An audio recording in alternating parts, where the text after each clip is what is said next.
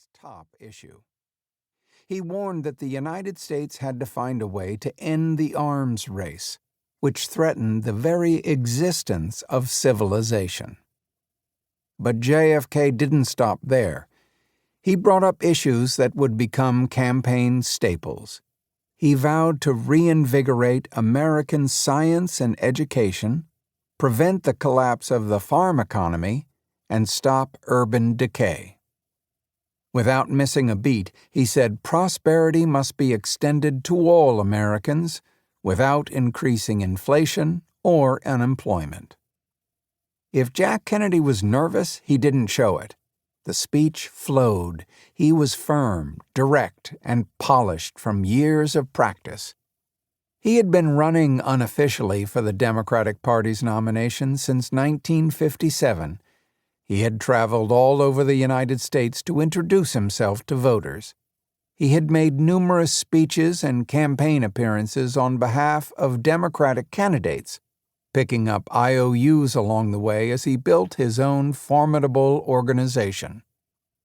But Kennedy knew that many Democratic leaders still thought he was too young, too inexperienced, and Roman Catholic to boot, to lead the party into the November general election.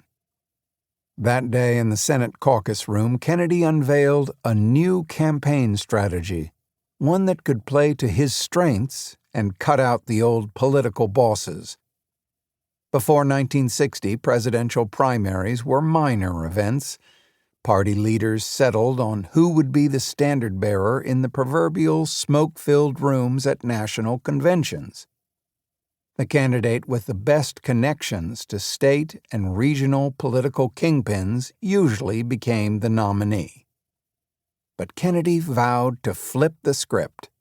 Bucking tradition, JFK would campaign in primary elections and empower voters, not party bosses, to win him as many delegates as possible.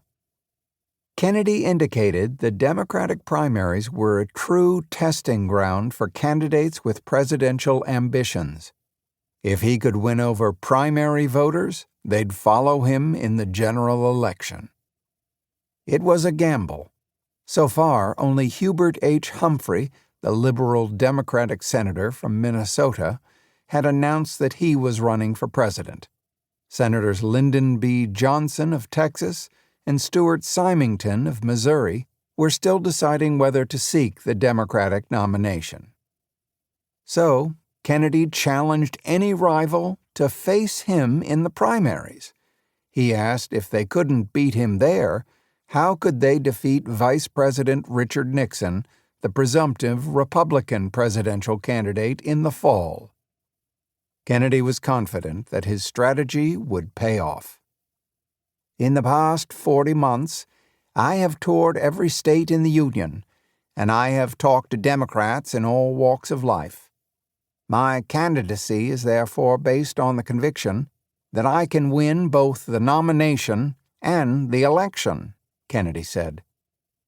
I believe that any Democratic aspirant to this important nomination should be willing to submit to the voters his views, record, and competence in a series of primary contests, Kennedy said, adding, I am therefore now announcing my intention of filing in the New Hampshire primary, and I shall announce my plans with respect to the other primaries as their filing dates approach. The audience cheered. Kennedy flashed his grin. And when the press asked, following his remarks, Kennedy made it clear that he was running for the presidential nomination of his party, and under no circumstances would he be a candidate for vice president. Kennedy was hoping to become only the second Catholic to land the Democratic presidential nomination. The first, New York Governor Al Smith, lost in a landslide to Republican Herbert Hoover in 1928. Anti-Catholic bigotry was still alive and strong in the United States. Some voters believed that a Catholic president would be under the control of the Vatican, that church doctrine would influence his decisions.